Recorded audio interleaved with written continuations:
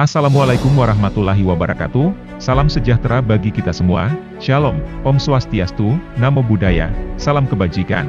Kembali bertemu dengan Pro Bono Spoiler. Kali ini kita akan meringkas sebuah film yang berjudul Home Sweet Hell tahun 2015. Film ini dibintangi oleh Katherine Heigl, Patrick Wilson, Jordana Brewster dan banyak lainnya.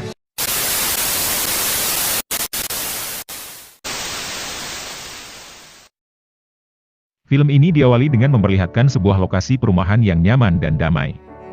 Sepertinya ini adalah sebuah komplek perumahan yang cukup mewah. Di sana juga tinggal sebuah keluarga yang adem ayem damai sejahtera serta berkecukupan, dengan dua orang anak mereka. Sang suami bernama Don dan sang istri bernama Mona. Dalam keluarga ini, Mona mengatur semuanya. Semua perkataan Mona wajib dipatuhi. Kalau anak mereka salah, Mona akan menghukumnya. Mona juga mengajarkan kepada anaknya wajib menang dalam semua pertandingan dengan kawan-kawannya meski itu harus curang, dan menghalalkan semua cara. Jadi bisa dikatakan Don ini salah satu dari anggota ikatan suami takut istri atau kita singkat ISTI. Sewaktu-waktu Don juga pernah curhat dengan kawan-kawannya yang bernama Les, tapi apa mau dikata. Les juga tidak dapat memberi solusi. Bahkan Mona menjadwalkan kapan Don memberi nafkah batin kepadanya. Jadi kalau Don sedang mau, kalau tidak sesuai jadwal Mona, maka dia sah-sah saja menolak Don. Sebagai seorang manajer di sebuah perusahaan furniture, sebenarnya Don cukup ganteng dan gagah. Dia sangat dihormati di kantornya, karena prestasinya yang cukup mentereng. Suatu hari di kantornya, Don menerima karyawan baru bernama Dusty, dia wanita yang cantik. Saat itu dia menemui Don untuk melakukan wawancara. Sepertinya Don ini tertarik dengan Dusty pada saat pandangan pertama. Waduh Don, kamu itu pria beristri, jaga mata dan hati. Scene lain memperlihatkan seorang pria yang telah mati terbunuh. Dia terbaring di atas kursi. Sepertinya pria ini telah dicekik.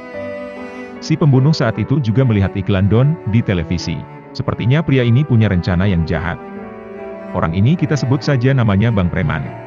Dia dan anak buahnya kemudian mengikuti keluarga Don. Apa saja kegiatan keluarga Don? Lambat laun hubungan Don dan Dusty semakin adem ayem. Perselingkuhan Don ini tidak diketahui istrinya. Don sangat menikmati hidupnya. Sampai suatu hari, saat Don mengadakan pesta di rumahnya, Dusty menyampaikan kepada Don bahwa dia hamil dan itu hasil hubungan mereka. Don sungguh terkejut mendengar hal itu. Bukan seperti kesambar petir di siang bolong, karena siang bolong mana ada petir kalau nggak hujan. Saat itu Don meminta Dusty untuk melakukan aborsi. Tapi Dusty menolaknya. Don kemudian curhat dengan temannya Les sambil minum-minum santai. Kata Les semuanya telah terjadi. Sarannya kepada Don, kasih saja sejumlah uang kepada Dusty dan minta dia meninggalkan kota, dan itu akan menyelesaikan masalah. Bisa jadi Dusty, kata Les, merupakan orang yang sengaja untuk menjatuhkan Don. Ternyata dugaan Les benar. Dusty terlihat melaporkan semua kegiatannya kepada abang preman yang bernama Murphy. Jadi abang preman dan anak buahnya ini memantau dahulu targetnya dan yang mendekatinya nanti adalah Dusty. Setelah dekat baru diperas. Sambil minum akhirnya Don mengikuti saran Les. Dia menyerahkan uang kepada Dusty senilai $30.000 dan meminta kepada Dusty untuk pergi dari kehidupannya. Tapi saat itu Dusty menolaknya soalnya kalau Don memberinya uang maka Don menganggap dia adalah pelacur dan itu membuatnya sedih. Meskipun dia mengambil uang itu, Dusty kemudian menyerahkan uang itu kepada abang preman Murphy. Tapi dia menolaknya. Soalnya uang segitu tidak cukup katanya. Dia juga memarahi Dusty saat itu.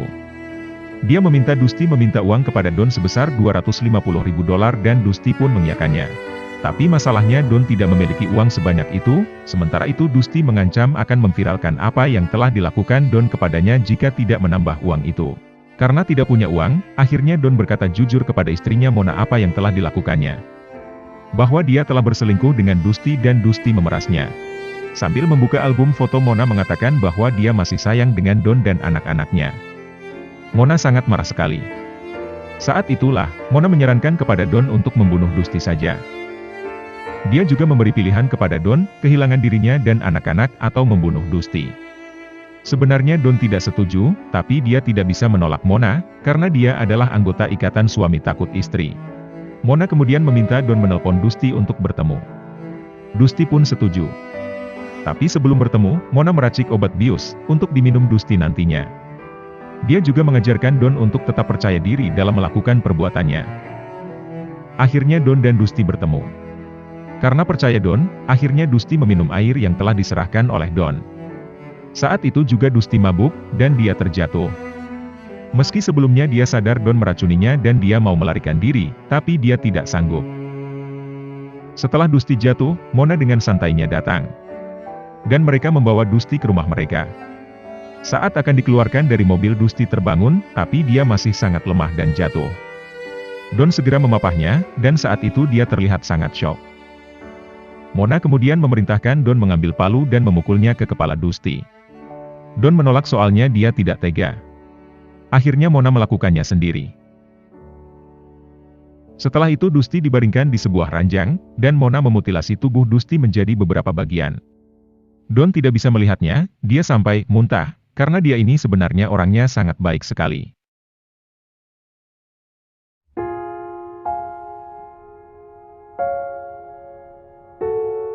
Sementara itu Abang Preman Murphy mulai heran.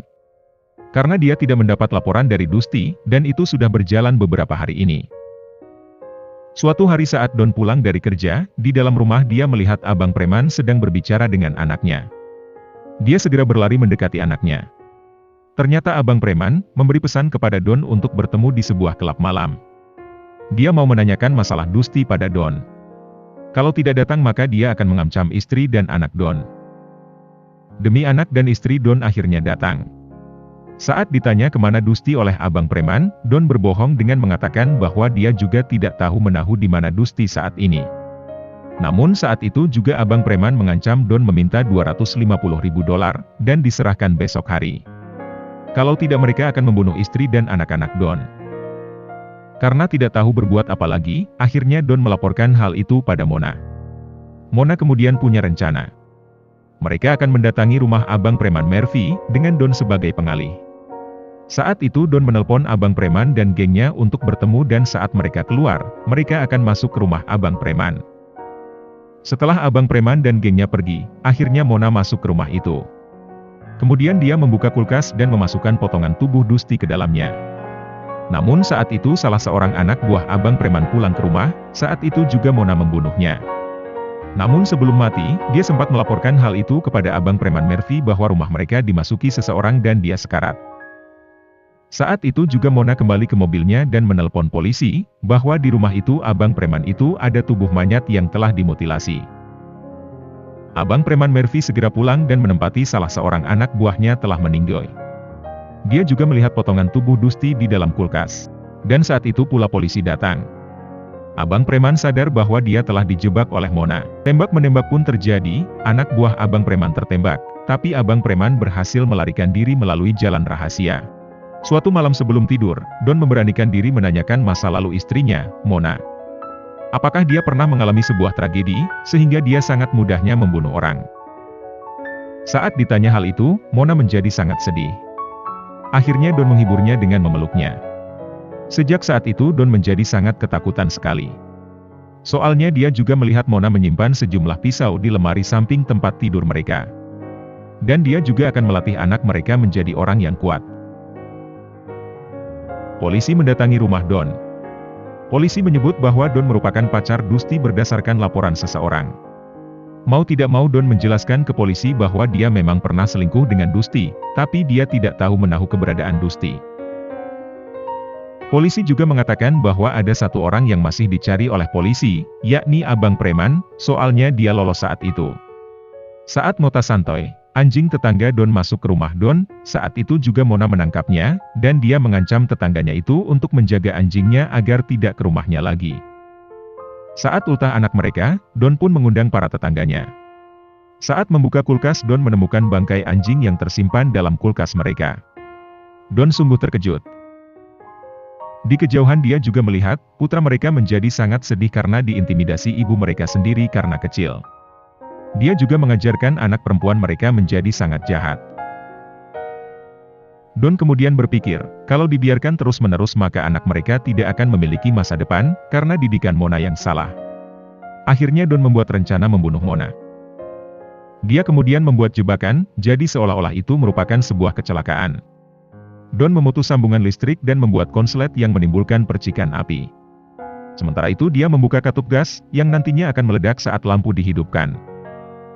Akhirnya Mona terpancing jebakan Don. Dari jauh Don melihat Mona masuk ke garasi mereka. Saat Mona menghidupkan lampu saat itu juga terjadi ledakan yang sangat dahsyat dan menewaskan Mona.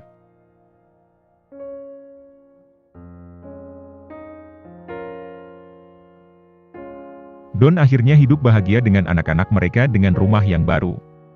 Namun abang preman Murphy terus mengintai mereka.